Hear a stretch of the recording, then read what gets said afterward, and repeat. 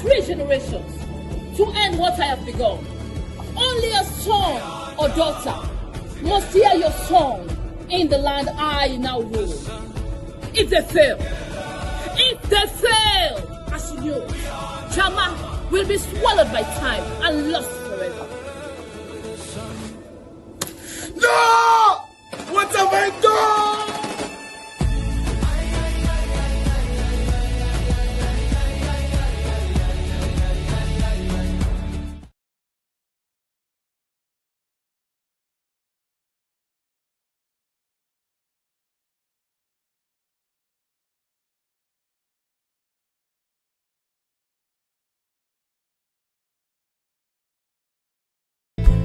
Danfo offers unparalleled, curated and bespoke tours across Africa for travelers seeking genuine cultural experiences, enriched with magnificent sights, sounds and flavors found on the continent.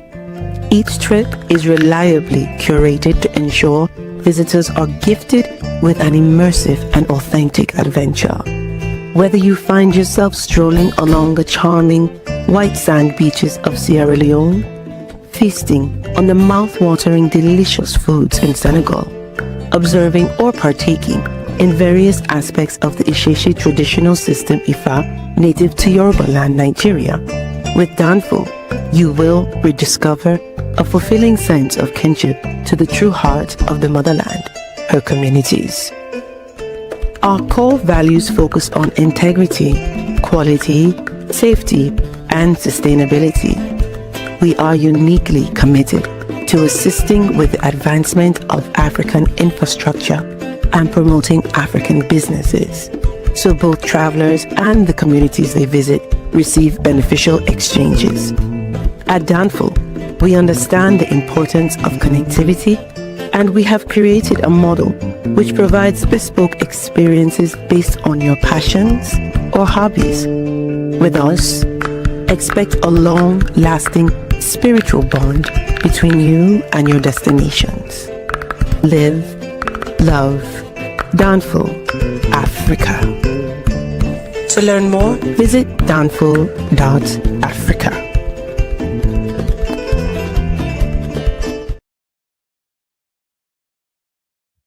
Peace, family. We are live again. Dynasty Mirror Search for Huru. Thank you all so much. Thank you so much for joining. Oh, you know what? I got one more commercial I got to run. Guys, we'll be right back. I'm sorry. I can't, I don't want these sponsors upset at me. We'll be right. History isn't just what happened, it's who we are. And now you can explore Africa's incredible past like never before. Introducing the new and engaging course catalog from aelearning.net, a world-class provider of interactive e-learning focused on Africa's rich and diverse history. From the rise of ancient Nubia and the power of the Mali Empire, to the architectural wonders of Egypt and the development of astrological knowledge by the Dogon people, each self-paced course brings history to life through stunning visuals, immersive video lessons, and interactive assessments.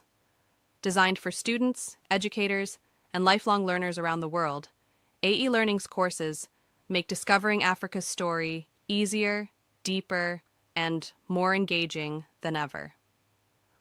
With AE Learning, education meets flexibility. Whether you're a student, teacher, or lifelong learner, our platform gives you access to credible knowledge, rich multimedia lessons, and tools that make learning African history engaging and unforgettable. Join thousands of learners already rediscovering Africa's past and shaping its future.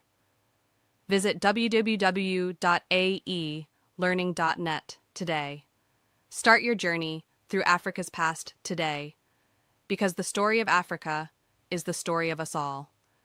AE Learning, inspiration through high-quality education. All right, peace, fam. We are live again. Dynasty Mirror Search for Huru. I gotta get centered somehow. There we go. We are live again. Dynasty Mirror Search for Huru. Everyone, thank you. Thank you so much for joining. I love y'all. Thank y'all so much. Let's see. What else we talking about? It is a beautiful day outside. Spring is here. Spring is here. Spring is here. And I am having a great day today. Um, got a couple of announcements. Announcement number one, we are rolling to Senegal in a couple weeks. No, couple weeks. We leave May 8th. Well, May 9th, actually. I'll be in New York May 8th. Hey, if you're in New York, hit me up. Let's link up, y'all. Again, if you're in New York, let's link up. I'll be up there May 8th. I usually stay in Brooklyn with a friend. So I'll be up there, and we could definitely link up. So yeah, but love to have you. We're going to the jazz festival. And guys, I'm actually multitasking. I gotta text Dori the link. I sent her the wrong link. Dori will be on here shortly. And we're gonna have another awesome discussion. So let me get this link to her, guys. I apologize. I had sent her the wrong link. We gotta make sure she get the right link. Hold on, let me get this to her right now. There we go. And I think I did send her the wrong link. Let's see here. No, that's the right link.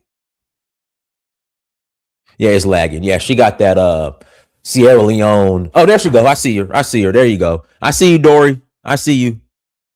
Let me go through the, announcements. Then I'm gonna bring you on, all that good stuff. So guys, hit that like button, make sure you share, make sure you subscribe. Shout out to R Zuls, appreciate you.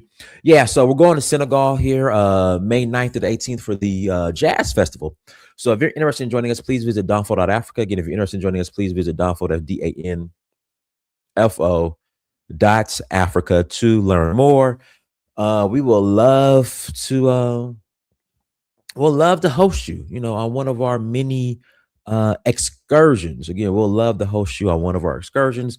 We are also going to Nigeria in August for the Oshun Festival. Where else are we going? Nigeria in August for the Oshun Festival. Zanzibar in September for Safari Blue. And then we're doing Ghana and Ivory Coast in November, also Sierra Leone. What was I going to say?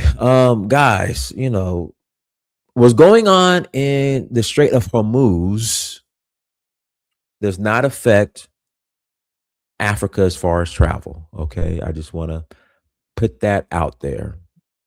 All right. What's going on the Strait of Hormuz does not affect Africa and travel. Just want to put that out there. So yeah, so that's what's going on. Happy to see everyone. Let's do this. Let's bring on our host Dori Massey-Turay, the multifaceted, awesome director / hotel empire building. What's the word I want to use? There's a word. There's a word I want to use. I can't think of the word right now. Y'all know I went to the University of Georgia, but even though I went to the University of Georgia, it show is better than Ohio State. It show is better than Ohio State. Hotel connoisseur. There we go. The hotel connoisseur, tour operator, chief. What else is Dori? I'm trying to think of some more things for Dori. Even though she's from Ohio, it's okay. It's all right. It's okay to be from Ohio. What else is Dori? Currently in Freetown, representing the diaspora so well. She's such a great role model when it comes to the diaspora. Y'all don't understand the work Dori puts on behind the scenes. I don't know how she sleeps at night. I don't think she sleeps at night. I don't think she gets any rest. I think she just be working. Shout out to Dori. And we know Dori is in Sierra Leone because we can hear the wall unit in the background. Really? we know you in Africa when we hear the wall unit, because you got no central air over there. Thank you for having me. Thank you for the gracious, yeah, absolutely. The introduction. I truly appreciate it, and and inviting me back again. So yeah, Dori, whenever you want to come on, And Dora, I owe you some money. I'm gonna send you my money today because I don't want you to send them. Definitely owe me some money. I don't want to send the goon. I don't want you to send the goons after me from Ohio. I don't want you to send them. But yeah. So Dory's back on, guys. Listen, hit that like button. Yeah, I mean, Dori, you're doing a lot. We appreciate you. Like I said, you are welcome to come on here anytime you want to. You just let me know. Thank you. Y'all, Dori, hey, whatever I'm in Freetown, I go to the hotel. Dori sets me out with my cassava leaf, BSAP. And BSAP, y'all. Dori be looking out. Yeah, and then she put me on that ice cream too, that black cherry ice cream. Oh my goodness, that is the best. It was black cherry. They had mango. They have all types of kind. I had the black cherry. That black cherry was fire. I know you had eaten it before you even got back to the hotel. You left the store, ate the whole pint. Right? I did. It was that good. That black cherry ice cream is delicious. House of Dori, So Dori, what's going on? What's going on in Sierra Leone? What's going on in Freetown right now? Nothing. Is it rain? It's starting to get rain. Are you guys starting to get rain yet? So basically, our rainy season is from June to August, with August being the heaviest of the rains. So around this time in April, May, I believe this is true. It may be a folktale that they say, but last week we had our first rains.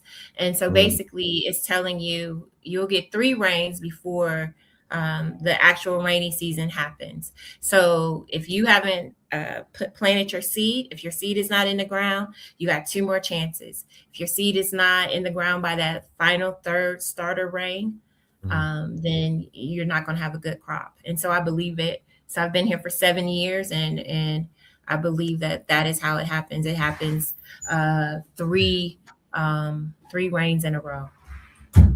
Dori, you said 7 years, and I had to step back for a second. I'm like, has it been 7 years? Because I got my passport in January of 2021, so time has gone by fast. Yes, it has. It really has. Because you got yours. Because you got yours April of 2021. Is that Desmond? Yes. Shout out to Desmond. Shout out to Desmond. How you doing, brother? I'm good, Desmond. How you doing? Man, I'm doing great. Yeah, we're looking for you. Are you gonna be here on the 4th? This is not a phone call. Oh, it's not a phone call? No. Okay. Desmond still can say, Desmond can come say hi to everybody if you want to. Mister. Okay, that's fine. That's fine. Well, I was here before. Right. I received my passport. So I actually got here January 2019. And so I did not receive my passport until November 2021. I found out that I was Sierra Leonean Mende after I had moved here. Would you take your test? Would you take your test? I took my test. You said you received your passport in April 2021? No. I would say my passport January 2021. Okay, so the group that came in April of 2021, they took me to an African ancestry cocktail party. And so there, I took the test. It was basically put to me. I've always thought that if I wanted a Sierra Leonean passport, my husband is Sierra Leonean, I'll get it through him. I've taken an Ancestry.com test. It came back that I was Nigerian. But after speaking to Dr. Gina Page, she basically said, no, you want to take this mitochondrial test, which tells your mom, her mom's mom, her mom's mom, her mom's mom, and going down that way, right? And so I said, okay, well, that makes sense to me. Let me go ahead and take the test. And so June 27th, 2021, I found out that not only was I living in Sierra Leone, married to a Sierra Leonean, but now I am a descendant of a Mende woman. And so that was, I'm sorry. I'm so sorry. I am so sorry. Desmond, why are you acting up, Desmond? Desmond. Get out of here. Huh? Go. Let Desmond want to come on camera. Let Desmond come on camera. Come on, Desmond. Come on camera, Desmond. I know you're gonna come on camera. Come on, Desmond. Come on. You know, What's up, Desmond? No, let him be a guest here. Come He on, can be a Desmond. guest. You can be a guest, Desmond. What it is? I'm talking about storytelling in Africa. Desmond, what's up? You live? Desmond, we're live, Desmond. We are live Live on what? on YouTube. Please go.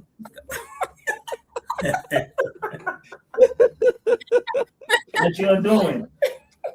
We live on you, Desmond. We live on YouTube and Facebook. We live. Oh, okay. Yeah, we're promoting the play. You know, Desmond. They say you got a special scene in there too, Desmond. Hey. On the play. Yeah, the play. They said, Desmond, you come out with your shirt off, and all the girls just run up to you. You know, you got like 2 or 3 wives in the play. That's what they said. You got like 3 wives in the play. They said you got they say you got like a kissing scene, romance scene, you know, but the play's for the children. So, you know, the other version is gonna be strictly, you know, for late night Cinemax. You know, remember the Cinemax late night, you know, that's what they say about the play. So y'all, Desmond's in the play. He comes in the play, rips his shirt off, beats some people up, then takes all the girls and next day left. That's right. You wrote that in. I added that in there. That would have been nice, man. You know how that goes. Be your own peoples. Yeah. Yeah. So Dori, tell us about the play. You know that's coming up. You know, tell us, and I owe you some money, Dori, for, you know, I'm sponsor a couple tickets. You know, because y'all, you know, the power. Yeah, this is the power couple in Freetown. These two, though they're humble right now, but this is the power couple. You know. Thank you. Thank you. We appreciate it.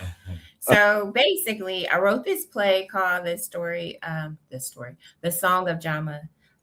It's loosely based off of Desmond and I's story, how we met, our journey coming to Sierra Leone, all of that. And then to come to Sierra Leone and to learn another side of his story, a different story from the story that we were told in America.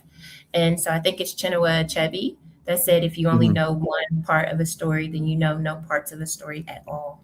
Right. And so I feel like as Americans, the story through propaganda that was told to us is a distortion of this history. And so when I came here, and I'm sure you hear the drumming in the background, they are also practicing for the play at the lodge as well. And so basically the story is just, it's not focusing on slavery. It's basically focusing on who we were as a people before that interruption, and who that village is after the interruption.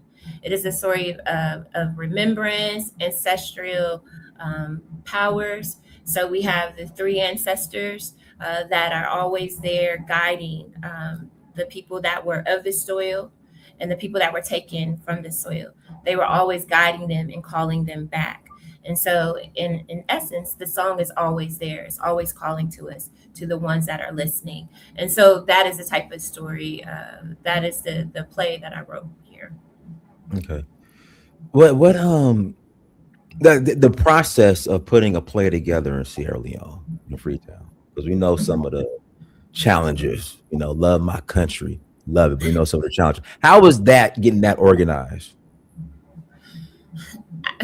I believe the organization went, I mean, whenever you have a plan, the plan is, you know, looks really good on paper, but then when you start to execute it, everything doesn't go as according to that plan.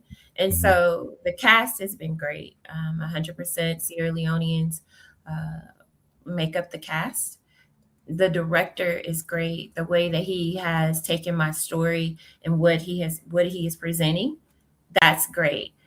But I would say some of the challenges are just the venues. We don't have a lot of theatrical venues in Sierra Leone. And so the one that we went to is a bigger venue that seats 650 people. And so there's an added cost to that, because the type of theatrical production that we are putting on, it needs that big of a space. And so with that big space, of course, the challenges will always be money. Yeah. Guys, hit the like button. I don't know if you know Marie. You know Marie. Marie, I think she came with you to get her passport. Marie Shaw, you know Marie. Yes, you're talking about Marshall. You just, yeah, Marshall, yeah. Yeah, Marcella. What did you call her? Marie. I mean, she got like 20 names. Oh, okay. These people go. Watch out. I'm so sorry. No, it's all good. Listen, Desmond is the man of the house. If he want to walk around, in the middle of the live stream, let him do his thing. Let him do his thing. Desmond, listen, if you want to walk around your house, while we live streaming, that's fine. He's gone. I wish I could lock the door, but he's gone.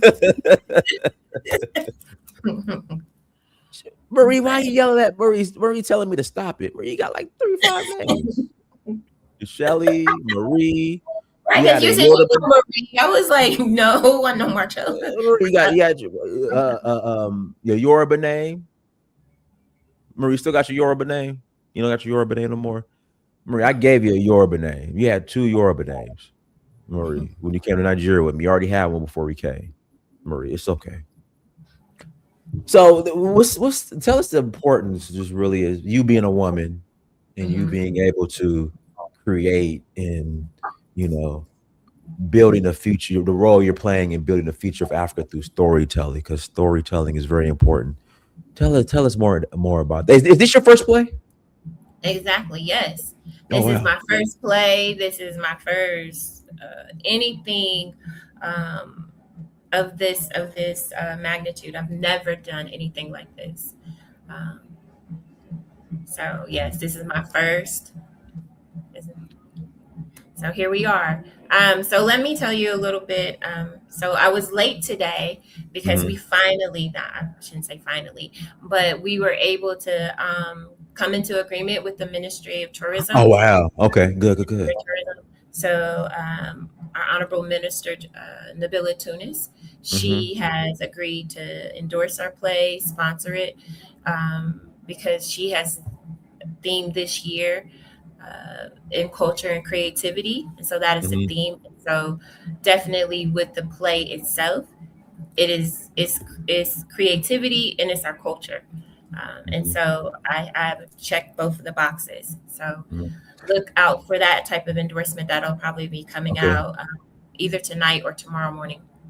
How did the meeting go? Like, was she excited? Like, what is she? She was very excited. She was very excited. She has seen some of the videos. Some of her staff was a part of the cast, the National Dance Troupe, and this is who is out. This is who you hear in the background. I don't know if it's. I hear it. I hear we hear the drumming. Yeah. Yeah, and so the National Dance Troupe would be part of the theatrical. This theatrical production, and so she was really happy about that they will be shown on a bigger stage. And so I mean, I think it is really good in the story that we are telling. Like I said, is not completely focused on slavery, but it's focused on that rift, who we are, who we were before the rift, and who we are going out of that rift, and what does that look like, and how can we get back into community and working together. What are your thoughts on the actual like riff and us getting back together? Because it seems like the riff is getting wider. If you ask me, what do you think? I definitely. It all goes down to the stories that we've been told, and so if you have a distorted outlook of in history, then that distortion affects your identity. And so we were taught that the people here on this side of the continent sold us into slavery, right? We on the other side of the continent, or the people that was taken away from the soil, we feel some kind of way that we were abandoned by them, right? Mhm. And then we were told a story also about them, that they were uncivilized, that they were savages. Mhm. It's a distortion of our history because it's very complex. It's not it's not something that you can just, it's not a one size fit all. Right. And so when you go into storytelling, you try to try to get back pieces of our own story, the story where it's told through the eyes of the people that were left behind. And then to not only hear their side of the story as well, but also allow them to hear our story. Because when you listen to both sides, you can completely understand why that divide is getting larger. But at some point, we have to start saying, okay, we're not going to believe what the lies of the colonizer or the oppressor. We're not going to believe that story. Maybe let us go back to the soil and see exactly what that story what is. And then when you learn the other side of the story, I think you have a responsibility to go back and tell that story in a way that both sides can kind of come to grips. If not come to grips with it, at least start a conversation. Mhm. That's good. Guys, hit the like button. Again, please hit that like button. The link is in the chat room. And Marie, yes, we had I get Marie, you have two Yoruba names. Stop it, Marie. I don't know why you on here. Marcella, you have two Yoruba names. I don't know why you on here playing games, Marcella. I don't know why you on here playing games. Oh, no, Dori, question. Hold on. Where's my passport at? People have been asking. Now, I renewed my passport last time I was there. Is there Mhm. does VSL have a service where you could just they can renew it for you, or Yes, VSL also has a service, and Salon Hidden Gems has a service as well. okay, So I love Bimbala to death, but I would be great. It would be great if you would. no problem. Hold on, let me put in the chat right now. Hold on 1 second. There's a what's I have a WhatsApp group. Hold And on I'm 1 second. okay. You can share my telephone number with them, my WhatsApp number. That's okay with me. Let's call Dory. Let me do it right now. What's your number? No, hold on. Let me. I have it. Let me just copy and paste it in this chat. Dory. So how's it work? What all do they need? So basically, you can go to CVS or anybody that does the passport pictures, ask them for Mhm. the digital passport pictures. I would need 4 of those to be digitally emailed to me. I would need the copy of the Sierra Leonean passport. I'm trying to think. I believe that's it. If not, once they contact me, I'll let them know. But off the top of my head, I know those are the 2 things that they could email to me, Mhm. and then I'll give them the rest of the process. Yeah, so everyone go through Dory. I put it in my chat uh, our group from my group from 2022 to also go through you. So you guys go through Dory.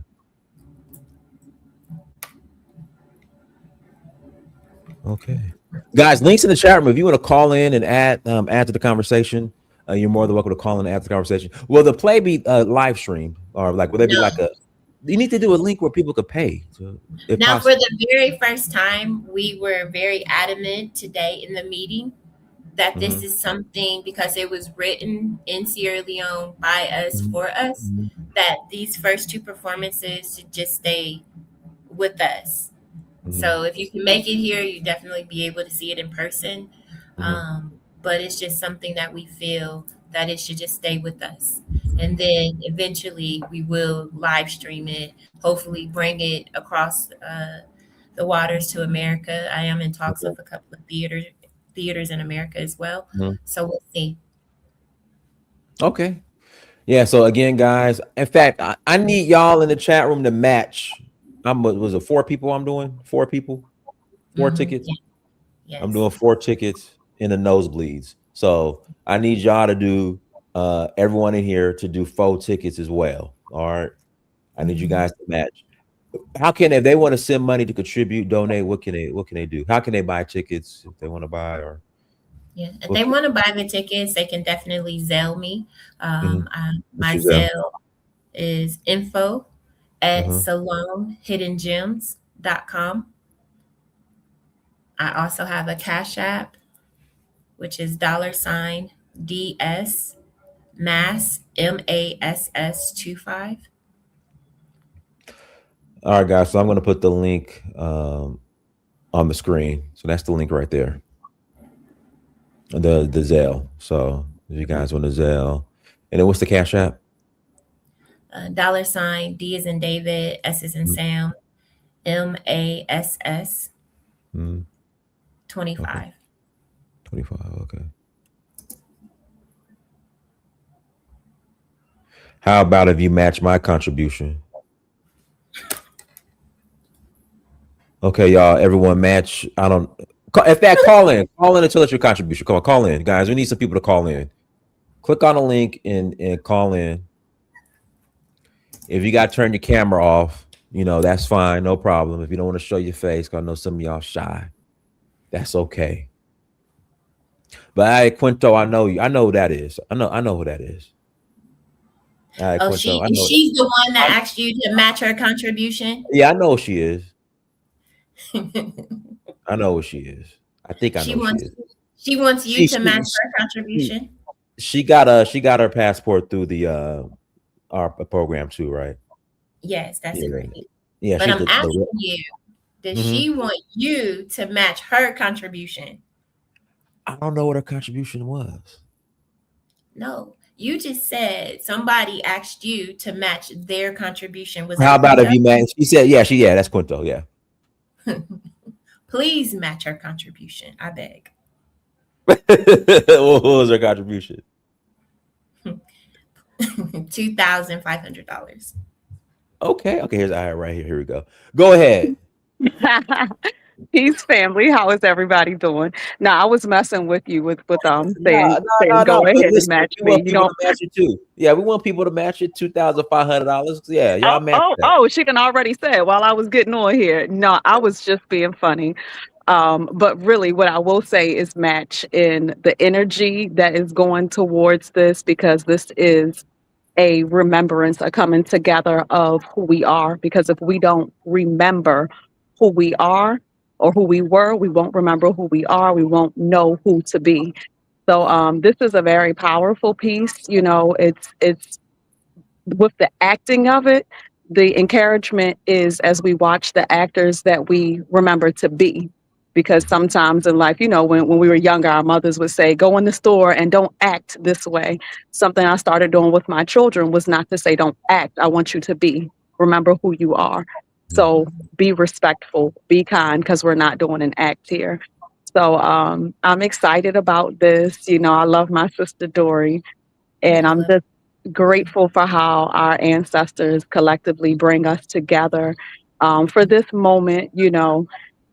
While you said, Dinus, you said something along the lines of the kind of like the void between us is growing. I actually feel like it's coming together. It's challenging, especially with Sierra Leone, more than some other West African countries. It's challenging. However, we have tower moments sometimes where things kind of burn down so a foundation can be reset. And this is just one of those times. So we just got to do the work. But the end is beautiful. Okay, yeah. Guys, Mr. Nimba, you need to connect your device. Your device isn't connected. Hey, one of my guests that came with me, he has a crush on you. On Aya? Aya, he has a crush. Like he has a crush on you. He was there doing your group. Okay, tell him jokes. Where you go. Awesome. You know what he can do? What can he do? That is so awesome. He can support the Song of Njama. That's what he can do. That would be so impressive. I would be greatly impressed. Like, wow, that would just mean something. Yeah. He said he has a crush. He has a crush on you. What? Okay, that's wonderful. So let's get this work in. I was letting him know. Dinus probably has a crush on you. Oh, well, I mean, if it's you, then we'll go back to my original statement. Let's match that contribution. Hey, Scott, unmute yourself, Em. Thank you, sir. I got 2 questions for the guest. if Go I ahead. can. Number one, do you feel obligated to disregard our slavery past? And number two, why should we as Black Americans continue to break our backs and break our bank accounts to reach out to Africa when Africa don't even so much to put up a billboard in our community? Hey, go get Desmond. I'm gonna tell Desmond he to put up a billboard. Go get Desmond right now. Go get Desmond. We go Put up a billboard. go get Desmond. Go get Desmond right now. We gonna put him on a hot seat. Go get Desmond. So I mean, I'm not sure who you expect to answer that. You said as us Americans.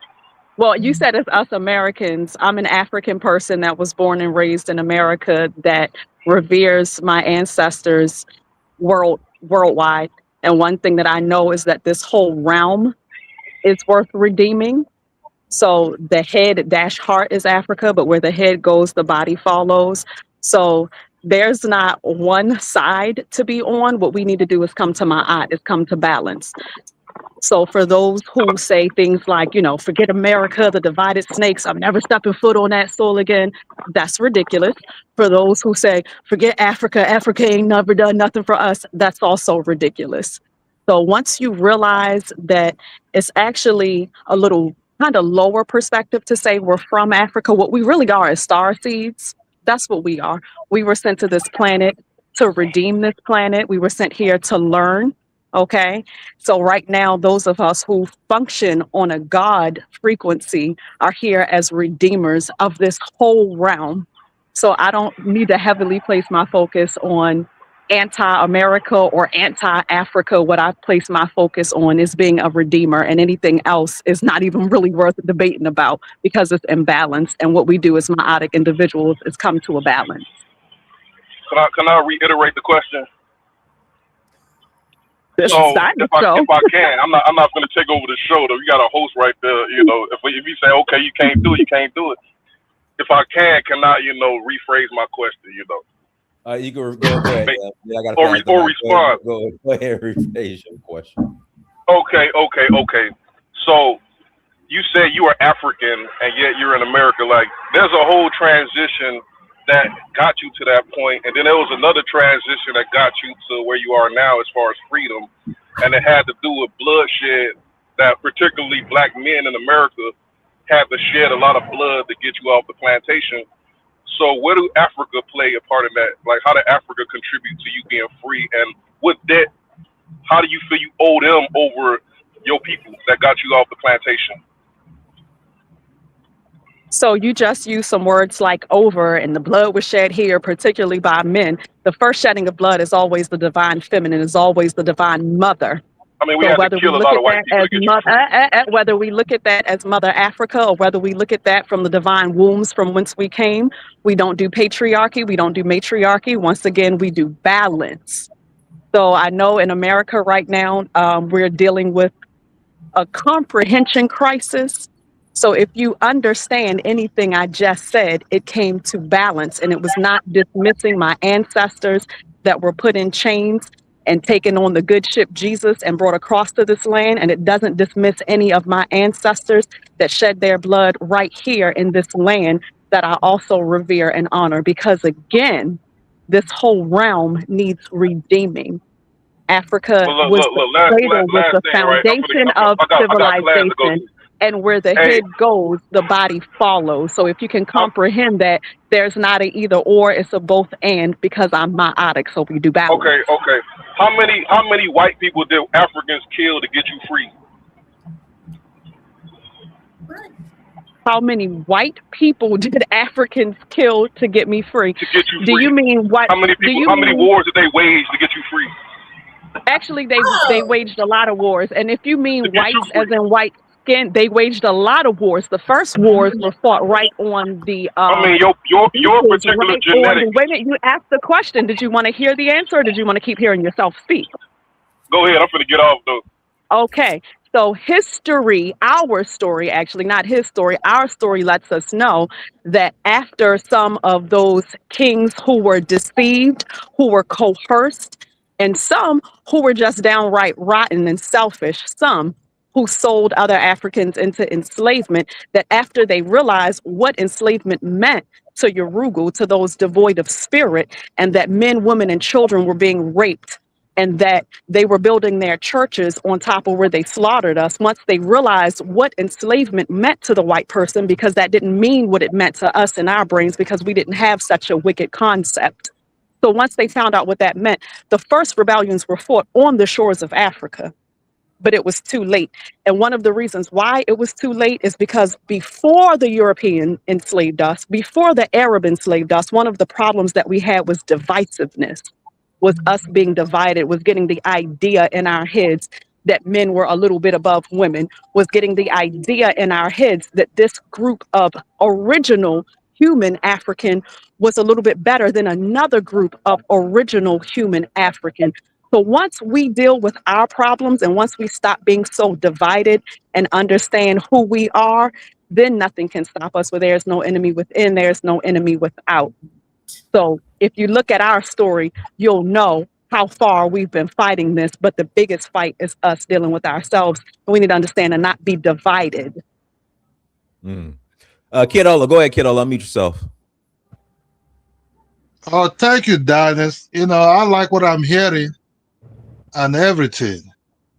But I also want to go to this, I'll ask the two sister questions. You see, we had this before from a guy called Tariq Rashid. He was a strong Pan-African, Pan-Africanism.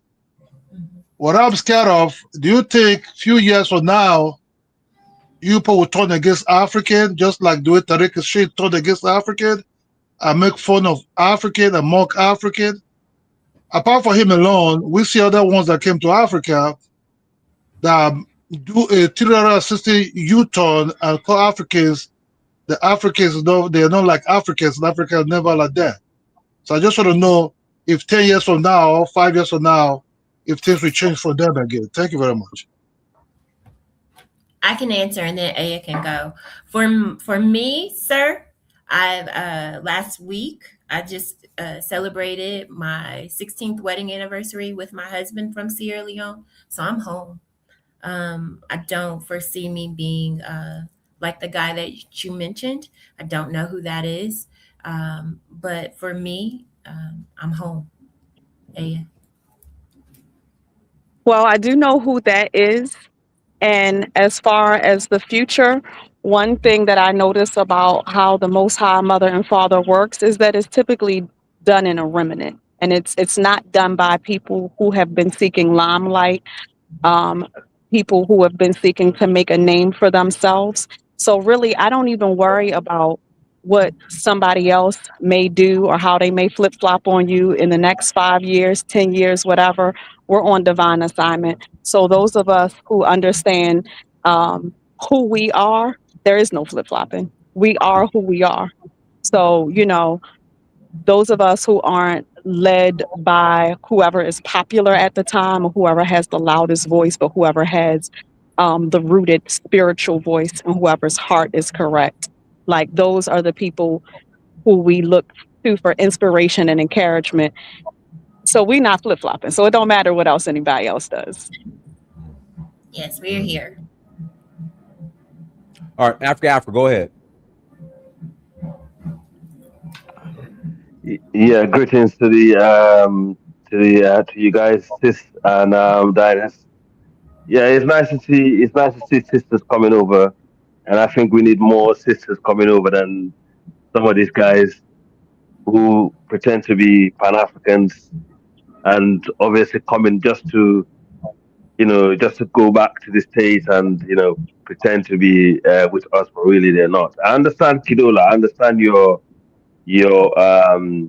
concern, but the reality is you're gonna get people like that. The world that we're living in, you're gonna, no matter how many people you have out there, you're gonna get some wrong uns. But the main points I'm going to add here is that people in the diaspora, African Americans or Caribbeans coming to Sierra Leone is nothing new, and going to Liberia is nothing new. And for them to do more in-depth research of the ancestral home. That's very welcoming. And also if people want to come, for any type of reason, whether it's spiritually, financially, whatever reason they want to come to the continent of Africa, is the ancestral home. I mean, how many people are coming to Africa as we speak? That not actually have any, that have no connection to the continent. Most of the time I fly into Africa, you have the plane full of, non-African people, but when they live in Africa, the plane is full of African people. Yeah. So what are we talking about? Mm-hmm. So we need a lot of sisters, brothers and sisters. We need the good ones, back in the diaspora, to connect to the people. And also, to be honest with you, the Pan-Africanism and our history need to be taught. Our people in the continent. I mean, Dori, for example, you're in Sierra Leone. Not a lot of people know the Sierra Leone history itself. When I was young, we used to learn a lot about Sierra Leone history. But today, I doubt if it's actually in the curriculum. I come from a family who invested a lot in that country when it comes to education. Okay, I have, senior politicians who actually went to my parents' school in that country. And, our parents made sure they invested a lot in education, to advance, our people's future.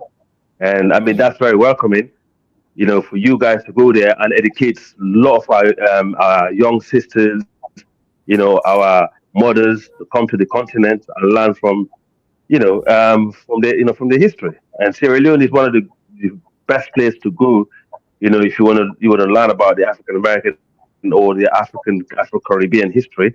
Is the best place to go and start. It's a good starting point. I said that the last time.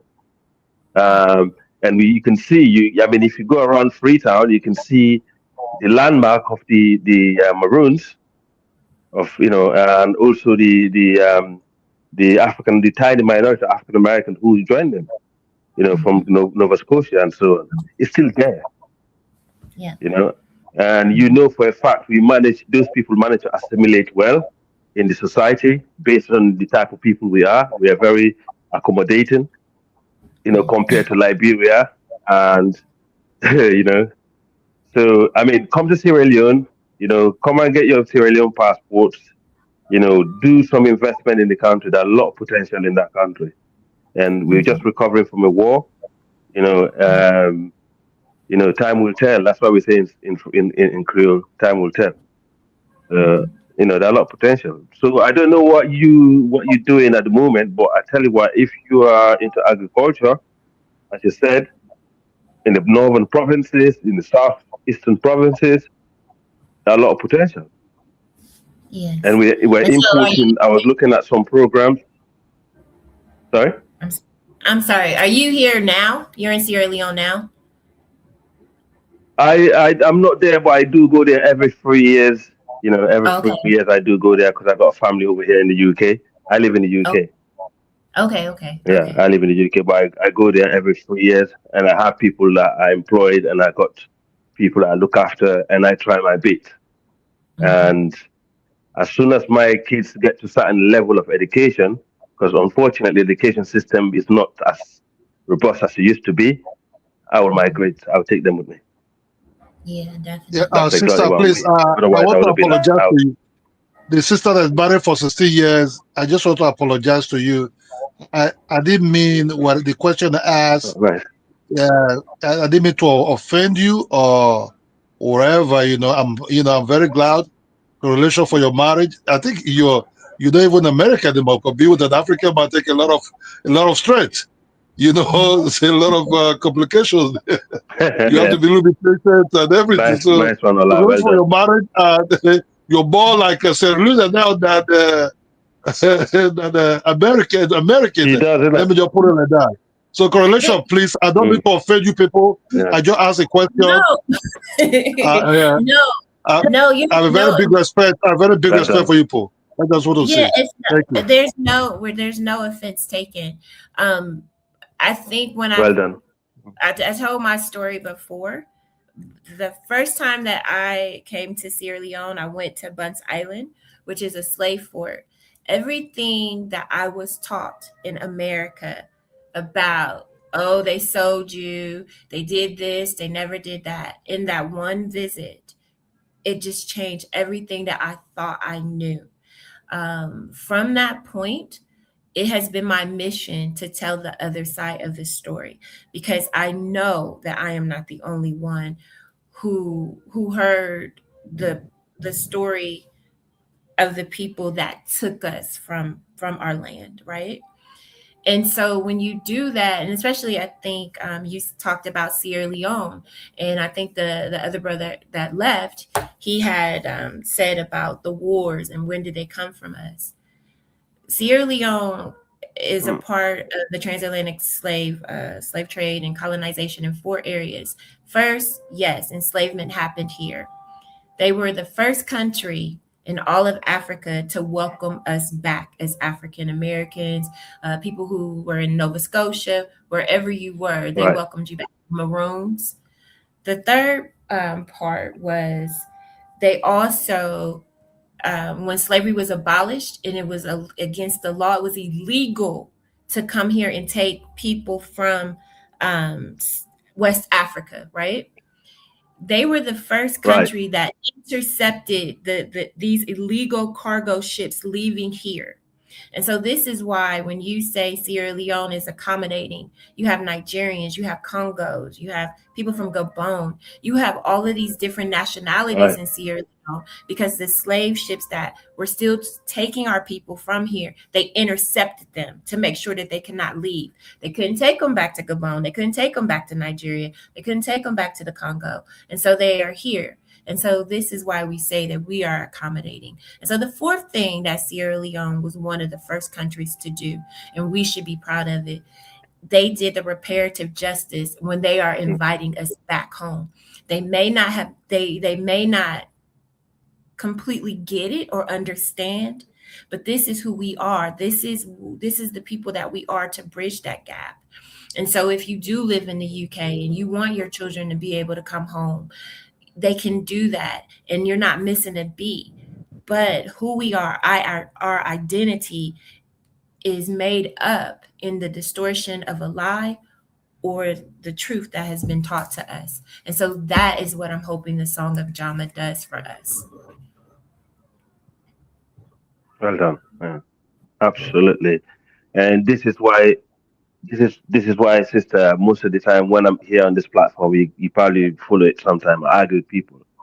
And I feel like they're so ungrateful to that small, tiny country. And you've just mentioned William Wilberforce. He's the one that actually went and built the fort. When we contributed, we actually, Sierra Leone, people don't understand this. Sierra Leone was part of Guinea, Republic of Guinea, surrounded by the country. It was taken out, it was carved out, and people were added on to that land from all over the world. And that's when I say, when people talk about who lost their life fighting the Europeans, people don't understand the great man like Sengbe Pierre, Baibure, late Almami Samori-Touré, Alpha Diallo, all the way. These are the guys that we know as the real original Pan-Africans who actually, laid their life, for Black people and Black freedom, including those that you see in that region today. And these are known, respected figures. So we have tried our best. We know our people and we value our people and we value ourselves. That kind of manifests, in us as people globally. And it's all about valuing yourself. Take some pride in you. Stop attaching yourself to other people. Know who you are. But yeah, I appreciate the work that you're doing, sis, both of you. Thank you. You're welcome. All right, guys. Links in the chat room. If you want to call in and add to the conversation, you can. And for people who are new, I'm going to play the trailer. Oh, here goes Prince. Oh boy, go ahead, Prince. Yeah, hello there, Dennis. Hello to the guest, two lovely ladies. Hi, how are you? Yep, remind me of some of my aunties back home in Ghana. It's always refreshing for me as a native Ashanti man when I see brothers and sisters have an interest on the continent. It's something that hits me right in my heart. And as an Ashanti, nowadays, I've got to take a lot of stick because people automatically think, oh, Ashanti gets sold everybody into slavery. which is something that disturbs me. But if I can just make my contribution here by saying, I hope the way to bring the women contribution is a real one, because women have always been at the heart of what we do. But in Africa, it is always done in order. You know, we have women who step to the front, literally save empires, like Lia Santo and so on. You know, so when I see our elder mothers here in America from Jamaica, I see that trait is naturally within us. You know, but I always remind our ladies, especially those who don't know of the African culture, that there is a role, that a man is still the head, right? But there is a role for the woman, right? A very powerful role.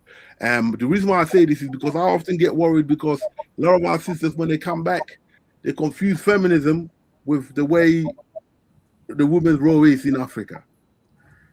So I guess especially when I hear the Egyptology, which is all well and good. I'm a Bible-based man, but it's all well and good. But there is a role, and I guess I get worried because these Westerners often start things like this, but in the background you see that they got the agenda of the feminism coming through, the lesbianism coming through, and we just got to be aware of this. From Black Lives Matter that was hijacked, all the way to they've always got that agenda. And they're hell-bent on pushing it onto Africa in particular, because in our society, we really don't allow that, okay? So I'm just worried. I hope this is not something, in the end, that is somehow, you know, where they got their fingers in it, and then later on we were regretting it.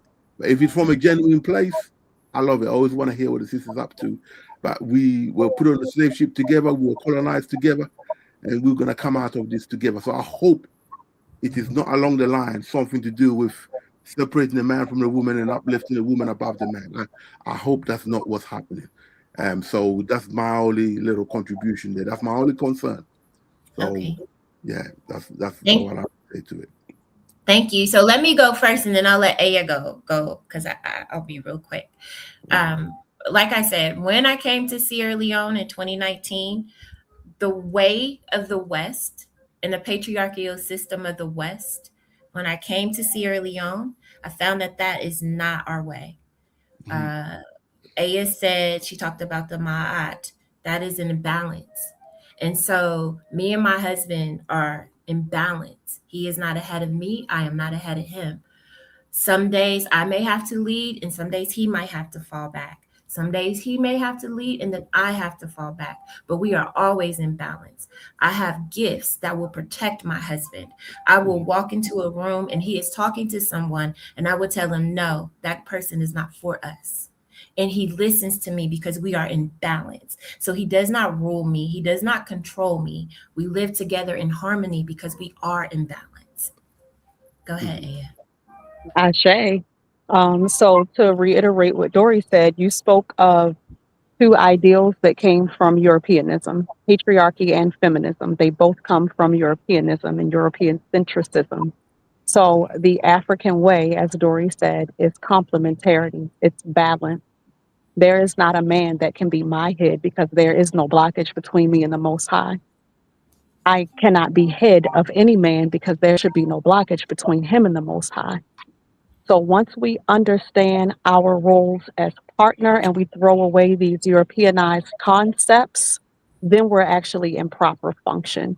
Feminism was because in European society, the white men were oppressive to white women. When we reach back before Arab invasion of Africa, of Kemet, you mentioned Egypt, it was called Kemet, the land of the blacks. So when we reach back, we do find that our men were not over us. They were not seeking to dominate us or control us. Men are protective in a certain way, just like women are protective in a certain way. Because this realm, this earth, that's why we call it Mother Earth, is feminine. There's certain womb wisdom, intuition that women have. And when a man is wise enough to listen to that, then they're in the right direction. When a woman is wise enough to listen to a man, to follow the lead in the areas where he is strong, then we're going in the right direction. So to say, well, you know, man is the head, that's from European thought. That's not from our thought. No. So, and I not. understand you're saying you're Bible-based. I Where you used coming to be from, but it's not. Bible-based, and now I'm Afrocentric. No, So I'm let hearing. me Hear me say out, real sister. quick. Let me finish this one Yeah. statement. Something I believe it was Nana John Henrik Clark, one of our esteemed ancestors, said. I'm not trying to tell you to throw away your religion. You can keep your religion all you want to, but make sure your religion is in service of your freedom, is in service of your power. So once you go through your religion and understand some tools of divisiveness that were put in there to dominate and control the African mind, if you can undo that, then you can keep your religion. Because also in the Bible, it says women be subject to men, but it also says that we should be subject to each other. So that No. sounds more divine. So let's follow that scripture where Right. we're subject to the wisdom that each other has. Brilliant. No. In order to get started, Absolutely brilliant. Just to answer that, first of all, it is not a European concept. The Bible is not a European at all. It was taken by Europeans. Okay, it's not European. And if you're into Egypt, you should know that Moses was brought up in all the ways of the Egyptians. He was very much a black man, brought up in a royal household. Okay, everything started in the greatest of black, which was Egypt. So on that, so I understand where you're coming from, sister. Also, my awakening in studying the history of Egypt, I know very much that and being an Ashanti man, that is very much the man in charge. But the woman is the backbone, as explained the Santo Ascora. When the empire was down on his knees, she the one who got them come up again. Unfortunately, the men had fought so many wars and we couldn't no longer stand the power of the guns and the cannons, the new technology that was coming in, that eventually we were subdued. And I hear what you're saying, sis.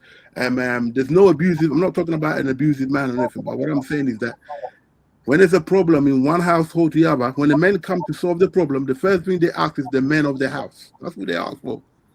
And then the woman will come. So there is order, but it is not the European concept. Do I understand where you're coming from? It's just that I'm always skeptical. Whenever it becomes like a women thing, okay, that I'm worried. I'm always worried about the influence of what the Europeans are trying to push, the LGBTism, the removal of the man at the head, so that they can get in and influence us, as they've done in the West. We could see it. They've been trying to penetrate African society for some time, whichever way they can do it. And sometimes they use our celebrities to show it. They will have a Rihanna who is Egyptian based, who makes sure all her pictures, she's in front of the man, and the man's carrying the baby behind the background. So those are the reasons why I'm always skeptical and double checking. But apart from that, I love what you ladies are doing. I think your skepticism is appropriate and it makes sense. Just take your skepticism a little further. Take your skepticism and question why you're using the word Egypt to describe Kemet, which, like I said, was land of the black. Egypt is a word that was a mistranslation of one of the symbols in Kemet. So to say that the Bible is, oh, it's not a European concept, as I said, there are certain themes in the Bible that were intentionally put in there. Look at the Council of Nicaea 325 AD. When the Roman Constantine, sir, wait a minute, Lester, you talked about order, so there was no interruption on your part. So let's maintain order. So when you look at the Bible, when you study our story, you're not supposed to, you can't use a text to validate the text. So when you go back into our story and you look at the term Christ, which was KRST, which is a Kemetic term, it was taken, it was Europeanized, it was sold back to us to mean one person. So yeah, there are definitely themes in the Bible that are Europeanized, because the first thing that they did, so the first thing to be skeptical of is the person that comes into an older civilization. We are the ancient ones. We've been on this planet eons before Europeans showed up on this planet. So if you look at the first resurrection story, we're going away from the point. What I'm trying to say is I'm raised as an Ashanti from a royal household. That's awesome. I'm raised as a melanated divine person. So you being Ashanti does not give you any authority Nobody over can me. give That's me. a beautiful thing to Hear me know out. who you are. Listen, So what listen, I'm listen. saying is, which is one of the cardinal rules at the temple in Kemet, the temple of Luxor, is know yourself. Know yourself, and I you'll hear know you, the sister. universe and the divine. So I'm go not back trying to. before us, John C. Go all the way Mm, back to our Nile Valley civilizations, where we practice our mm, spiritual sciences that connected us to mm. this universe before a religion was given. Yeah, I'm trying not to make it a religious thing, but if we have to go there, I'm very good at it. I don't want to go there because I You don't want to take started it away by from the saying the subject. Bible. So you initiated No, the religious no, conversation. You said, no, hey, I'm a Bible man, and the yeah, Bible says that the yeah, man is the head. So now because you can't say, I'm well, trying I'm not trying to go there, when I that's know that, but you're exactly where pushing it you there. I'm went. trying We to bring it followed back in. you. No, Yeah, I'm trying brother, to This is we bring it what back. we followed this you. I didn't bring religion into this. You did. sister That's what I'm All sister. trying This to is the right, say. problem. let's do This this. is We're the gonna take a problem quick we're commercial facing in break. the Hold on, country. after Africa, we're taking a quick commercial break. We're gonna Diners. play the trailer Uh, to Song of Njama. Then we'll come back and I'll let God's gift come on and ask his question. You have 3 generations to end what I have begun. Only a son or daughter must hear your song in the land I now rule. If they fail, as you know, Njama will be swallowed by time and lost forever. no! What have I done?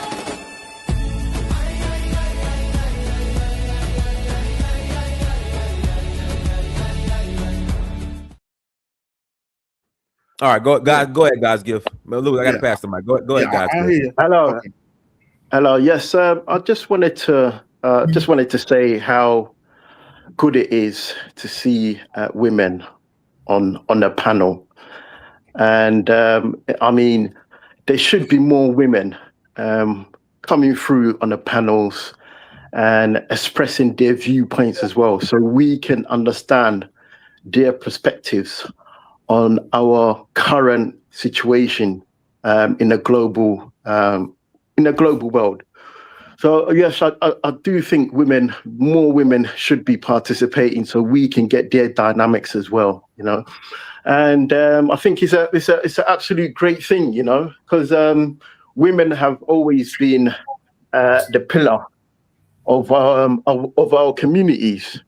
You know, there's an old saying, behind every great man, there's a great woman. So I'm sure you've all heard of that saying there. You know, behind every great man, there's a great woman who's the backbone. You know, and that goes the same for communities as well. You know, in our communities, women play a major role. But unfortunately, what's happened is that, you know, the imperialists have started to use our women, you know, use our women against us, basically. So that's you can use an example of this as someone like such as Kimmy from the UK, the Conservative PM. You know, so basically we have to be careful. We have to be careful where we're treading, you know, because these imperialists, any opportunity that they do get to exploit us, they will use that to their advantage. And unfortunately, you know, most of our women have, you know, slided where they've, you know, got caught up, where they're being used, you know, being used in agendas which don't benefit us as a people, you know, on a global economic scene. So yeah, what I have to say is well done to the women for their contribution. I think it's absolutely fantastic. We need more women participating. You know, it needs to be. You know, there's another saying: 2 eyes are better than one. 2 eyes are better than one. So we need to work together in order. And women play a major role. They do play a major role, and we need to work together in order to come out from this abyss, this hole that we've been put into. You know, we need to really work together, and we can do it. We can do it. We are making progress, but more needs to be done. And the men as well, I have to say, men as well, we have to step up. You know, we as men, we have to step up and protect our women, you know, from getting used, onto getting used into imperialist agendas. So we as men, we have to step up and do our part as well, you know, and protect our women. You know, we have to do more to protect our women. So that's all I wanted to say. So, you know, big up to the women there for their work and their contribution.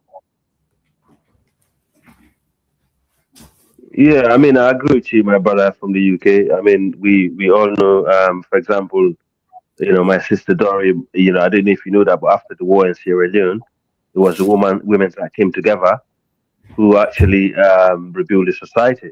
You know, the men were nowhere to be found.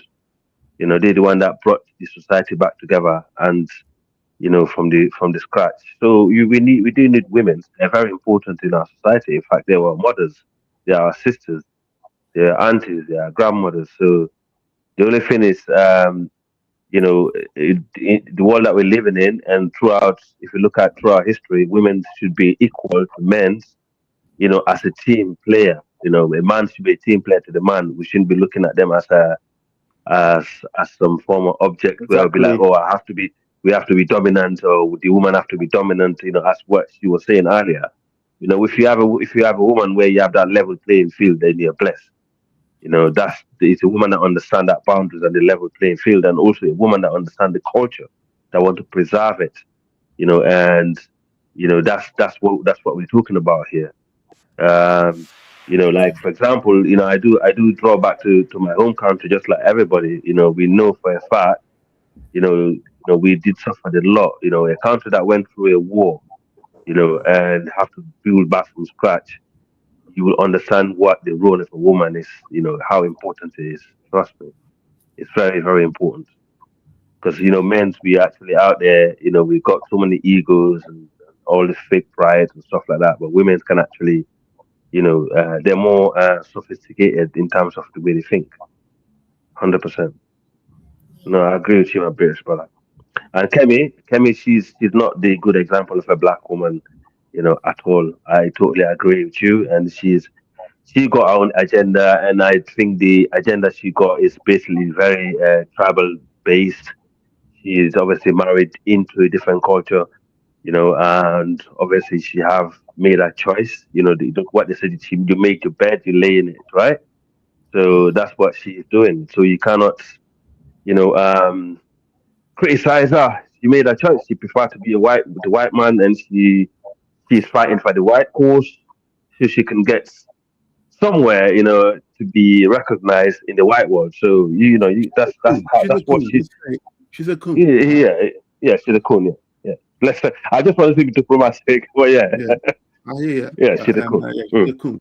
That's the sort of people we got to be aware of.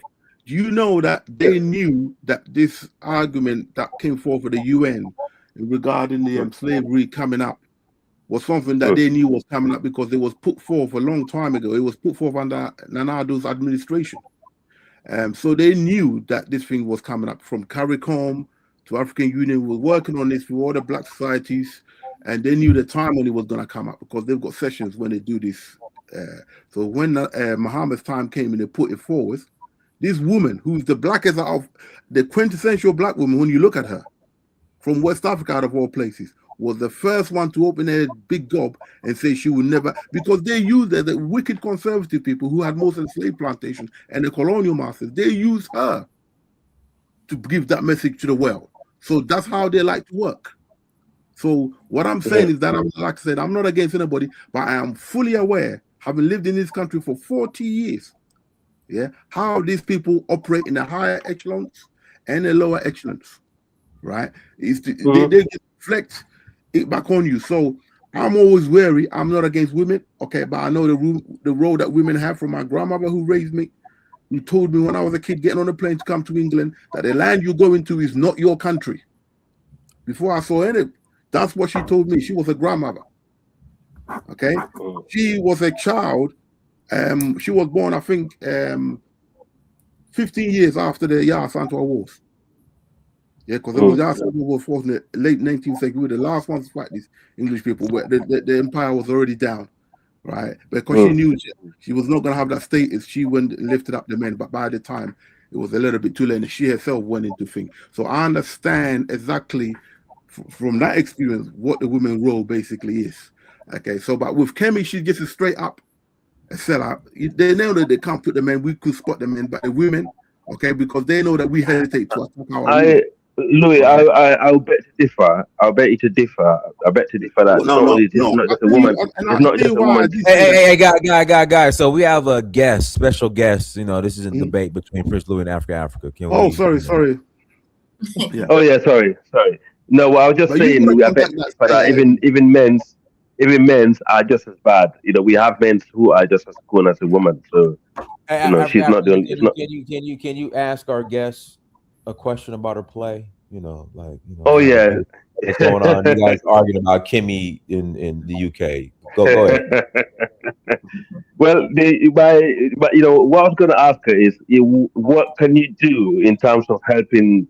You know, in terms of history. I mean, have you been in touch with the Minister of Education in terms of, you know, revitalizing some of our curriculums in history? Because, you know, we can off camera, I can give you some details, and in the future, you know, we do have, you know, a lot of educational institutions in the country where I think, you know, if you can get enough people, you know, who want to settle there, I don't know about being, you know, full-time paid, but it'd be really helpful for some of you guys to contact the Minister of Education and see how you can actually advance, you know, in bringing a new curriculum in terms of teaching the younger generation of Sierra Leoneans about their history, because they don't really know their history in Sierra Leone. You know, I mean, the play that you're doing, like stuff like that, could actually help elevate that also. You know, where you can actually be in contact with different schools, because we do have good institutions, and also to start, you probably could start with the University of Forobe College. You know, and so where you can actually work with the Minister of Education, and I think I know the guy. I know the guy who is the Minister of Education. You know, you probably could be in touch and see if you can excuse. Sorry, Minister Saki. Yeah, I think it was Faki, and yes, I think he is a minister. Yeah, Sorry? this play, the type of play that my play falls under cultural preservation, and so it runs more in alignment to civic education, and so that would be Minister of Information and Civic Education, which is okay, Chernobyl. Yes. So yes, we have definitely reached out to him and to hopefully explain how this play should be some kind of way put into the curriculum, because it is definitely a culture preservation. As you said, Sierra Leone is still taught history through the lens of the colonizer, and we find that same type of history being taught in America as well. And so until we actually come together and create some type of curriculum that would benefit those that are still of this soil and those taken from this soil, we'll always have these type of conversations where we're where we're finding ways to divide ourselves from each other. And so we have to take our story back. It has to be stories for us, by us, not stories that are for us and not by us. So we just have to keep that in mind, especially when we start talking about other people who may have gone astray. And so when you look at it, even on the plantation, there was always somebody that if we're planning to escape tonight, it's going to be somebody in the bunch that's going to say, hey, massa, they leaving tonight, right? And so this is nothing new. I like that. It's nothing new, but like they said, when somebody show you who they are, believe them the first time. And so when we would see somebody that moves the way, I think he said her name is Cam. Kemi Badenoch. Is her name Kemi or something? Kemi Badenoch. Right. So when you see somebody move like that, you're cordial to that person, and you just keep going, because you already know you and that person, you will never be in alignment. You will forever lose your energy trying to have that person see through the lens of working together and elevating our own story, because the way they tell it, we had civilization. We weren't savages. We had civilizations. We had trade routes. We had universities. We had all of these things before they came. They did not bring us anything new. And so until we start teaching our children from that viewpoint, instead of that somebody had to come in and save us, and when USA was cut out here, everybody had to fit. Why? Let's find ways that we can support ourselves. When we finally stand up and say, no, we are the only people that we need each other. And how do we go forward that way? And everybody is not going to agree with us. And that's just life. And so you don't really pay that person too much attention. And another thing about, I feel, in Sierra Leone, we always focus on problem. We stay too long in problem and not enough time in solution. So you say what that problem is. Okay, now what's the solution to that problem? Thanks. I have a question for you, Madam Turay. Dinus asked you what were some of your challenges with this production in Sierra Leone. So what are some of your victories and inspirations so far with this process? The victories, for sure, bringing the community, seeing the youth. The cast is 95% of the youth. They all sign contracts. I give them transport every day to make sure that everybody can make it to the rehearsal. They are great. They try. And so that would be a victory. The National Dance Troupe coming on board, that would be a victory. People really coming around the story. They're praying for me, saying, hey, we're praying for you. We're praying for this show. Don't be nervous. We're going to do our best. You'll see. And just to know that I don't want to let them down as much as they don't want to let me down. I'm about to cry. But so by far, that would be the victory. Getting hugs every night. That is just the victory. And to know that we are putting this story out, and it's a story of us. It's our story. And it's just, like I say, it's my love letter to Sierra Leone. It's my love letter to my ancestors who have brought me back to the place that I was taken from. And so that is definitely my victory. Like I said, the biggest challenge, of course, is finances. Anything. If you're doing a production of this magnitude, of course, it's finances. So that would be it. Thank you for my question. Yeah, I just wanted to say, I understand, obviously, you're building a foundation at the moment, but I'm just thinking, is there any plans to transfer this onto other countries around the region, and just make it a more expandable, because it's an absolutely great thing you're doing, and I think more women from other countries will benefit greatly through this as well. So do you have any plans to expand this across the board? I do. And so definitely I've been in talks with a couple of theaters in America to bring it to America in summer 2027. The choreographer is from the UK. His name is Dr. Harold Patton. He is a Jamaican, West African choreographer. And so he has even shown interest to see how can we move it from Sierra Leone to the UK, and of course other countries within West Africa within itself as well. So yes, we definitely do. We are definitely trying to bring it out because this is our story. It's written for us, by us, and so it's our story. So it definitely needs to go out. I think you're muted. Yeah, God's gift, you're muted. God's gift, you're muted. Oh, thank you. I think that's fantastic. Thank you very much for that info. Yeah, thank you. Thank you.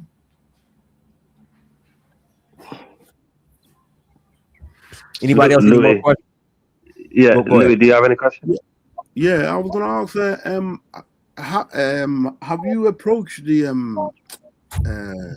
Sierra Leone education office to see if they can support you, or you just went ahead and done it with private money? So today we just received our first endorsement, partnership, sponsorship from the Ministry of Tourism and Culture. And so we are in talks with the Minister of Information and Civic Education. Civic education. Yes. I know it very well, actually. Trying about, okay, good. So maybe you can send a word out. Say, hey, I was listening to this woman. She has this play. So that would be good. Any help, any connections people have, that would be great. I try and get hold of his I try and do it on network to get hold of him. If I speak to him, he will heavily consider it.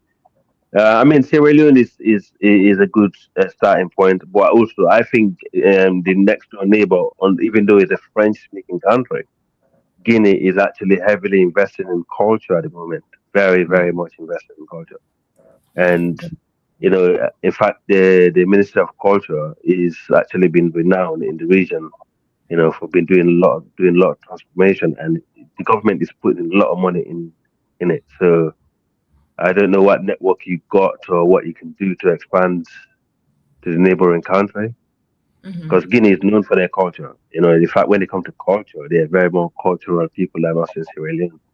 And they're very more Afrocentric. It's one country you would go, you would hardly see people wear Western clothes. They all wear the African clothing, for example. And this artistic, like this kind of thing that you do, like theater and all this stuff, they're very known for that. They're very known for this kind of thing because they got like they got what they call the ballet in Guinea, which is like it's like a top-notch thing for the middle class. They tend to attend it a lot. So I think you can actually, because when I was in Guinea, I saw that's why I saw this thing more bigger than Sierra Leone. To be honest, yeah. But So for me, because my ancestor brought me back to Sierra Leone, and well, your name Toure. You see, the thing is, you I know you probably quite new, but Sierra Leone, Guinea, they're the same people, man. They're the same people. Yeah, no, my husband's last name is Toure. Yeah. Okay. So are you the Sierra Leonean? Are you the Sierra Leonean? Yeah, I'm Sierra Leone. My mother is Madinka. My father is Fula.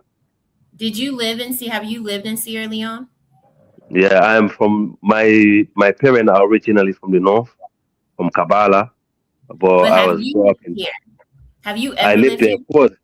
Yeah, of course. I grew up in my younger days. I lived in Freetown. I grew up in Kono district, the diamond mining district of Sierra Leone. And I grew up in. The reason why I asked you, and why I'm so passionate about this play. My name is Dori, right? Okay. And do you know the song Dori O Dori? Dori is mainly from the people from the eastern region of Sierra Leone. That's where you find that name more. We do have the name. But do you know this song? Yeah, I heard of it. Yeah. So Dori O Dori, Dori Mama Kura, Mama Kura. Yeah. And so for me, and I think a lot of African Americans who were disconnected from the soil, when you have songs and you have these things that are here already, right? To let you know, like, you are where you are supposed to be. And that song always, whenever somebody says my name and they sing this song, like I said, I don't know how long you were here, but for the most part, everybody knows that song.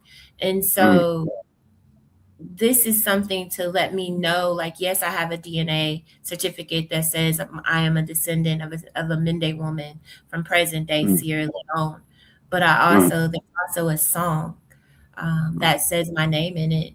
I can go on and on about coincidences to let me know I'm where I'm supposed to be and where the story should be put on.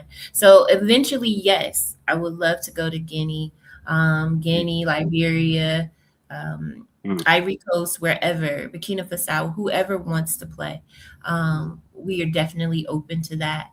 But for this, right now, this is where it's going to be put on. And Ms.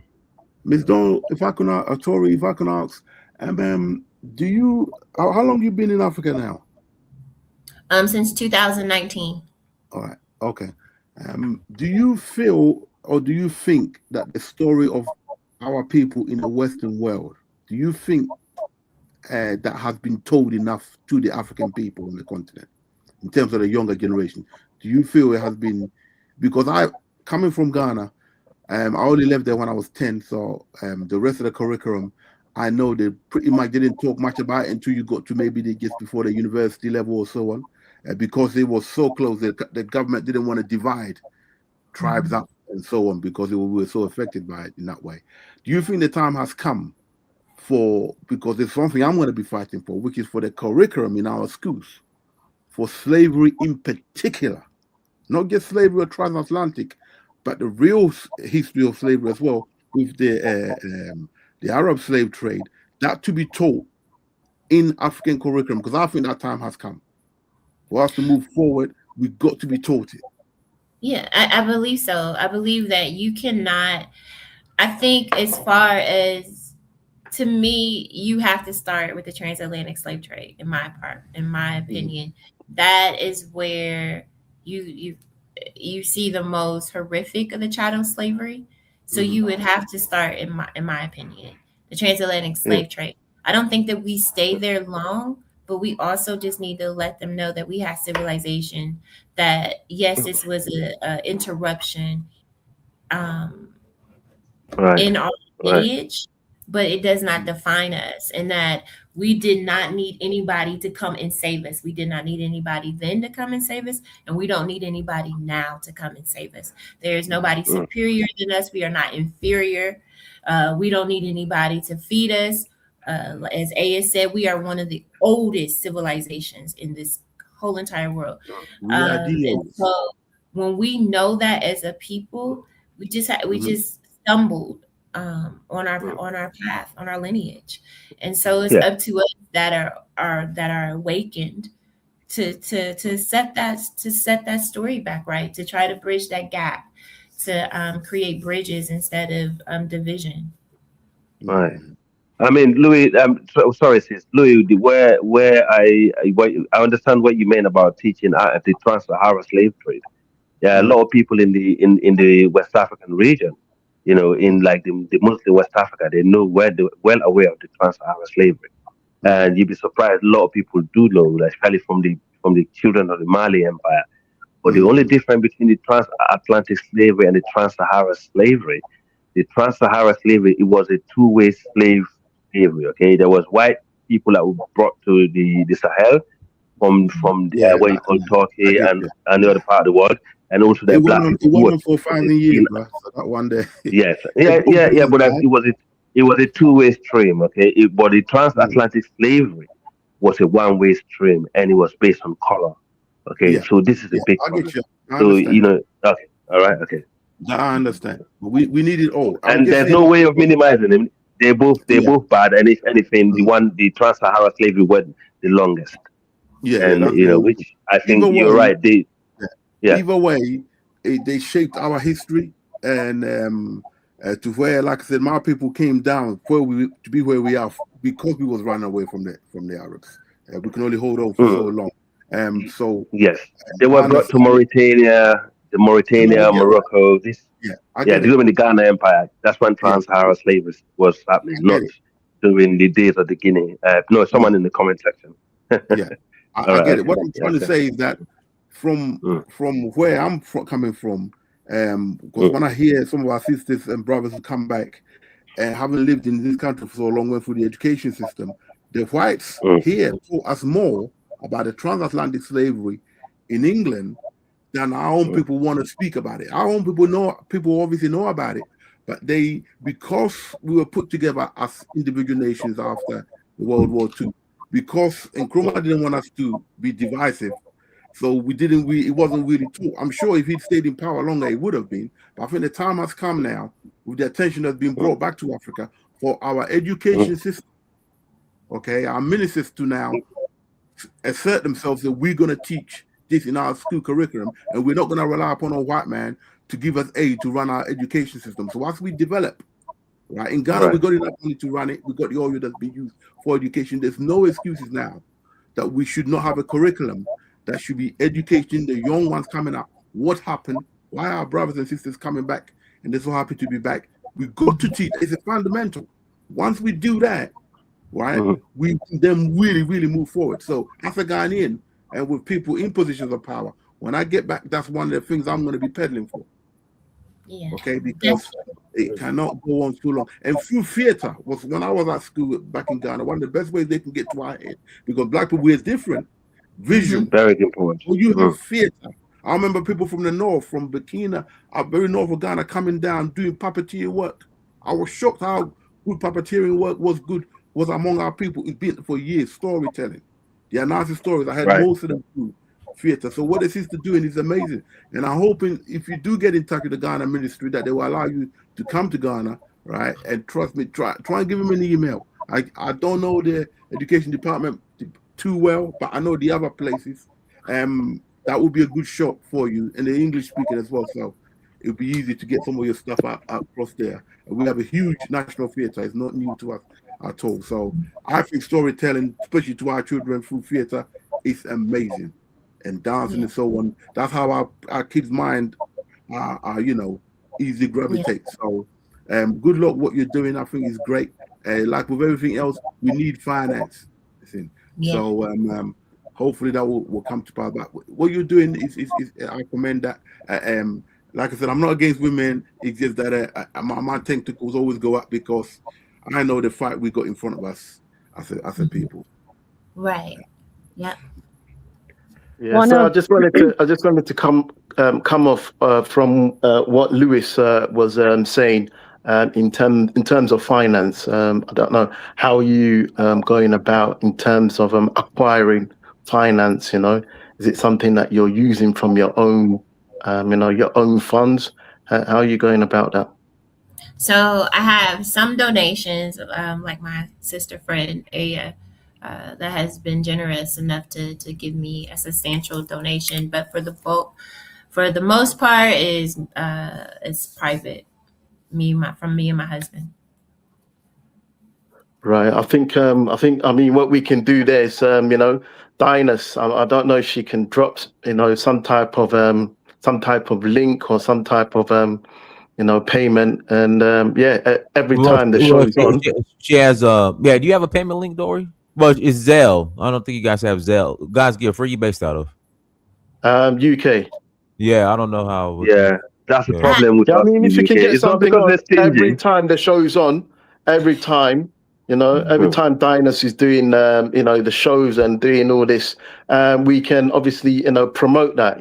We can promote that on the channel for contributions, and obviously to help you on your way. Absolutely. Thank you very much. That's what we should be doing. I can probably get you a PayPal UK link. Can you pay through a PayPal link? Yeah, absolutely. PayPal's okay. But if you could get something broad for everyone to contribute in, so every time Dinus is on doing all this content, panels, we can just promote it, and get people contributing. Yeah. Right. Yeah, Dori. If you could set up a PayPal link, UK link right now, that'd be great. So why these folks are here, But go ahead, Sam, man. Unmute yourself, Sam, man.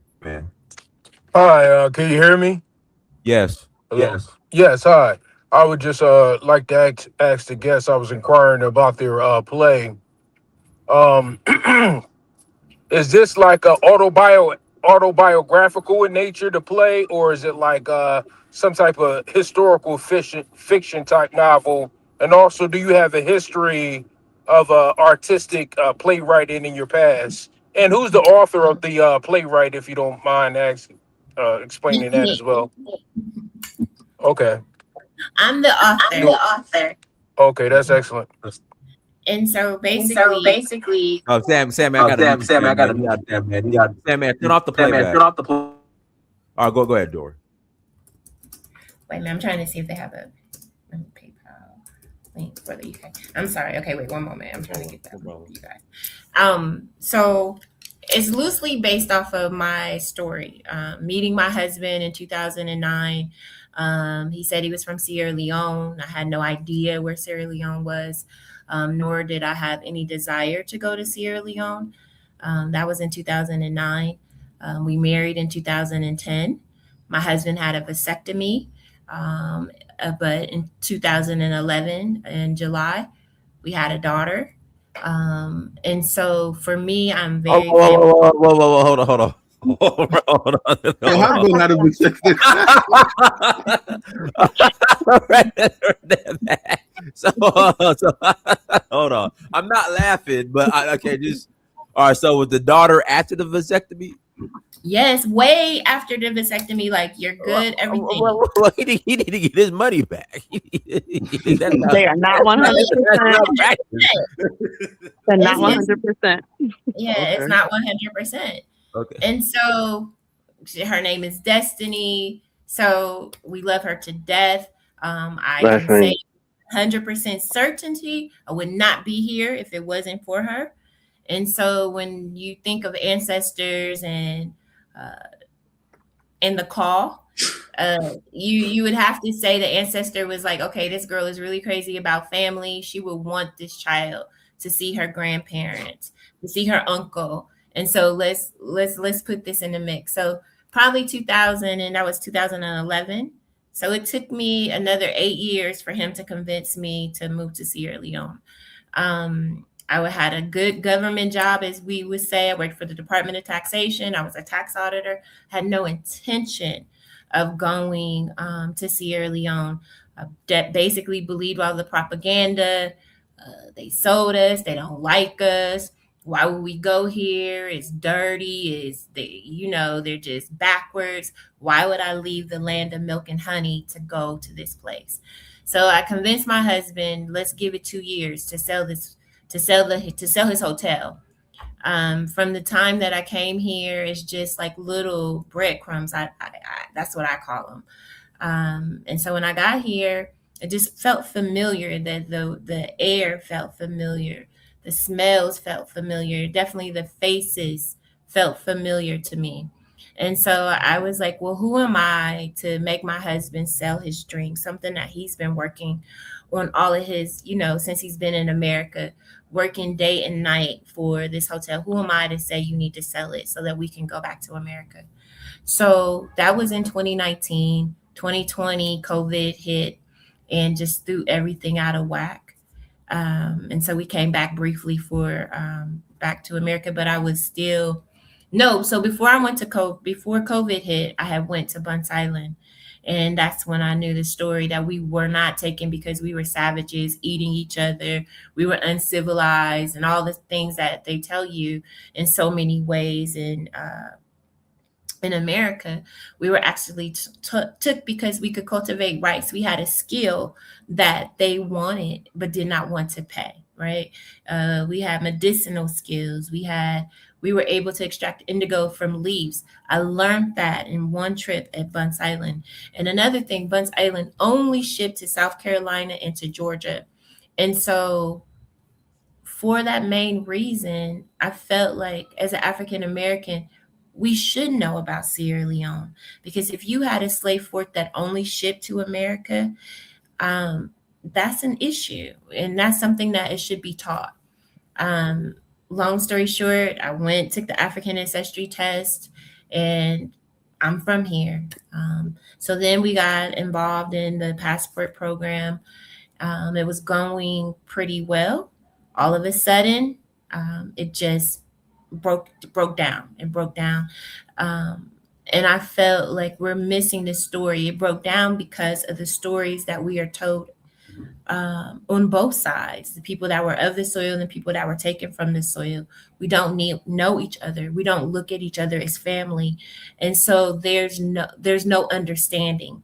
There's no understanding like how somebody from Sierra Leone would feel that way about us. But if you look at the stories that we were told about each other, you can see why there was a divide.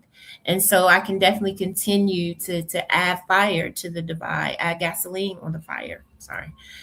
I can continue to do that, or I can think of a way to try to get our story out, to get us to have conversations, to allow us to start understanding that, yes, okay, yes, it's true. Maybe they did sell us, but I don't think it's just that. I think it's more complex than that. I think it's a conversation that you would really have to dissect it and break it down a couple of levels. We can't just go with, oh, they sold us. Okay, well, we're living in a place that didn't have to buy us, right? And so when I took all of that into consideration, I said, I have to write this play because I'm not here by a coincidence. I'm here because, in my opinion, somebody wanted to come back. Somebody wanted to come home again. And so I wrote this play for her because, like I said, it's too many coincidences for it just to be just something that is not being led. So that's how I wrote So it. you so are you saying like the spirit led you? It was like some type of spiritual incarnation that led you to endeavor into this artistic work, or do you have a history of creating artistic work like plays? Because I was going to research some of your past performances or your past No, works. nope. No, no. Okay.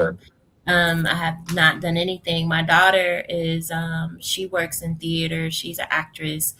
She lives in Philadelphia. And so she has been around. So I've been around theater for a while, and I do love theater. But to say that I ever wrote anything, Hey, no. if you guys don't know, I'm about to be Dory's son-in-law. Just want to put that on record.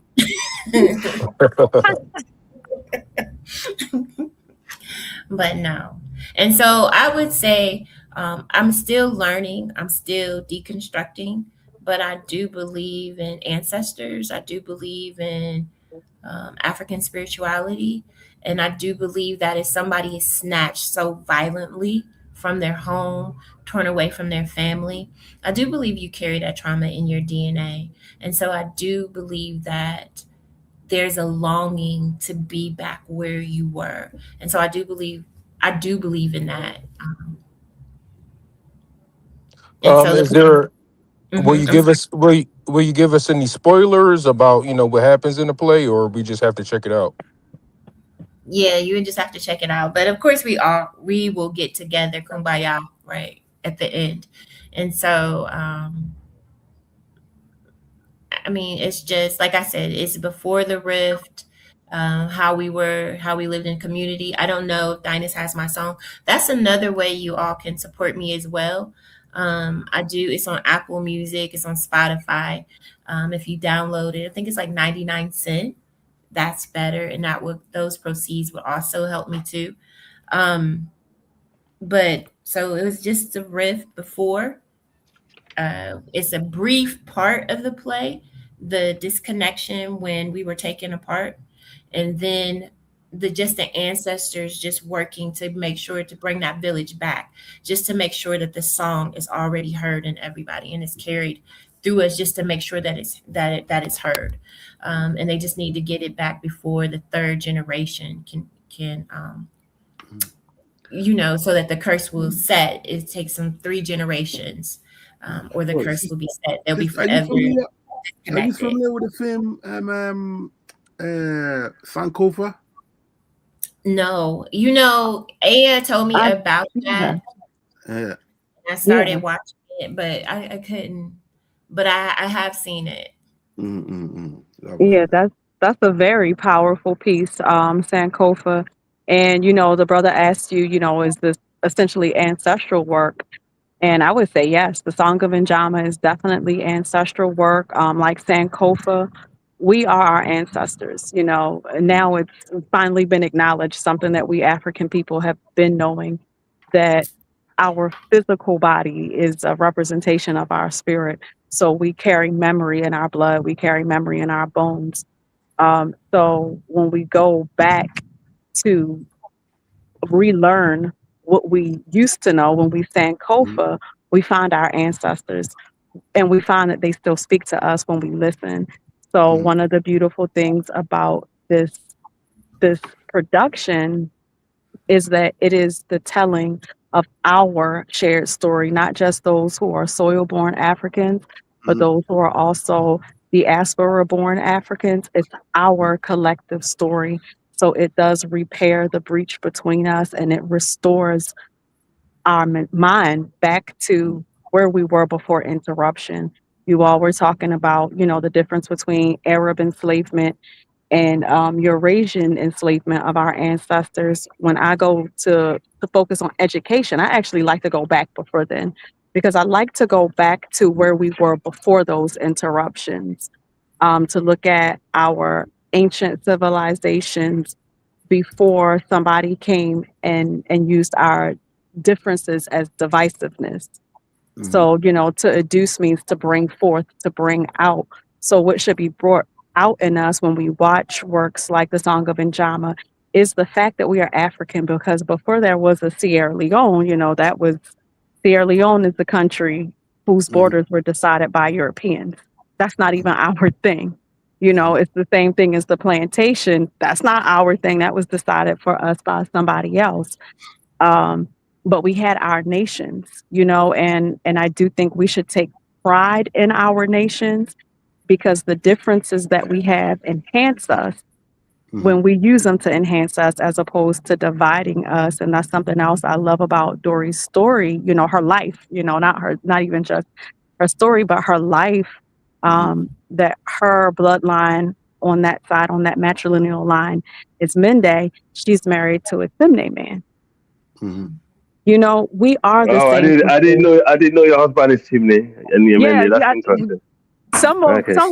Someone said in the comments, like, well, Turay isn't a Mende name. It's not, but Yeah, I saw it. It come from a northerner. I see someone called Cece, and it's from the north, because in the north we've got different last name to the south. But sometimes you have listen. Some of the Mende people are mixed with Mandingo people.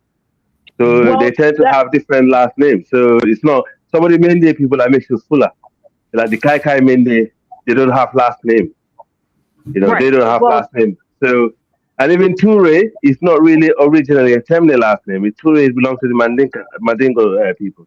But because of the intermarriages to the, because they have the borderline to the north, with the Susu, the Jalunka, and the Mandinka, they have the intermarriages. So this last name is a myth, So it's not as clear as people like to make it look like. Yeah. So my husband's father is Susu. Exactly my point. And the Susu and the Temne, they're very close people. Yeah. All of us are very close people. As I tend to, look into the different cultures. Like, I've gotten quite a few African ancestry tests done, so I know 5 of my different African lineages.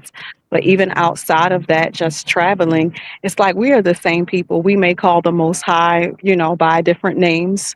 We have slight variations, but at the core of it, whether we're looking all the way back at Nile Valley civilizations, to the last great civilizations in West Africa, we are the same people at our core. Another thing that I love about African ancestry tests is it goes back to your haplogroup, which goes back to the original mother, which goes back to the original fathers. And we see that we are the same people. We have slight variations in our expression, but at our core is understanding the divine within us. We don't tend to, in African spiritual sciences, look outside of us for the Most High without looking within first. We venerate our ancestors because we know that we can only get here through them. And we have a reciprocal cultivating relationship with the earth. And if we all can remember those things, then we may have different pieces to build on that foundation. But as Dori coming back home to Sierra Leone shows, through her marriage, through her family, just that once we get back to our root, it's actually those differences are things that should unite us and things that we should celebrate. And so I love that the Song of Njama starts before interruption, and then it ends with what happens when we reunite, when we remember who we are, the force that we become, to just be redemptive on this planet. Yeah, I mean, sister, that you just spoke. I mean, have you studied about the Ghana Empire, the Takur Kingdom? These are kingdoms that was around the eighth to ninth century. You know, because the Ghana and the Ouagadougou, Takur, absolutely. Wagadu, yes, yeah, Ouagadougou, Wagadu, absolutely. Yeah. yeah, Yeah. okay, So I homeschooled my children, yeah, and I did African centered curriculum.